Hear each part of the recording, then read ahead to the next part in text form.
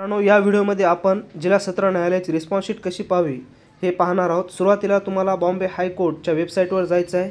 वेबसाईटवर गेल्याच्या नंतर खाली एक न्यू म्हणून एक आपल्याला एका ठिकाणी एक ऑप्शन दिसतो, नोटीस दिसते। त्या नोटीसला क्लिक करायचं। नोटीसला क्लिक केल्याच्या नंतर लॉग इन लिंक दिसते, त्याच्यावर क्लिक करायचं आणि क्लिक केल्याच्या नंतर आयडी, पासवर्ड आणि कॅप्चा टाकून आपल्याला त्या ठिकाणी लॉग इन करायचं आहे।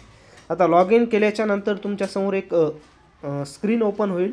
ते स्क्रीन ओपन झाल्याच्या नंतर तुमच्यासमोर दोन पोस्ट असतील। जर तुम्ही क्लर्कसाठी भरला असेल तर क्लर्क आणि पिऊनसाठी भरला असेल तर पिऊन।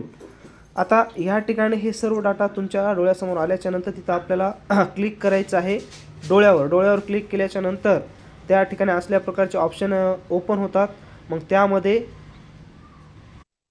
कॅन्डिडेट रिस्पॉन्स म्हणून एक ऑप्शन असते, त्याच्यावर क्लिक करायचं। क्लिक केल्याच्या नंतर तुमची जी काय प्रश्नपत्रिका आहे उत्तरासहित ओपन होईल।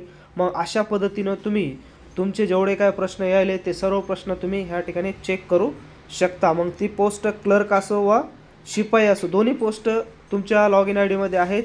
दोन्ही पोस्ट, प्रत्येक पोस्टला क्लिक करून तुम्हाला त्या ठिकाणी आलेले मार्क तुम्हाला रिस्पॉन्स शीट चेक करायचे। आणि ऑब्जेक्शन घ्यायचं असेल तर त्याच्या लेफ्ट साईडलाच ऑब्जेक्शनचा फॉर्म बटन आहे, त्याच्यावर क्लिक करून तुम्ही ऑब्जेक्शन देखील घेऊ शकता। तर अशा पद्धतीने मित्रांनो तुम्ही तुमची रिस्पॉन्स शीट वेबसाईटवर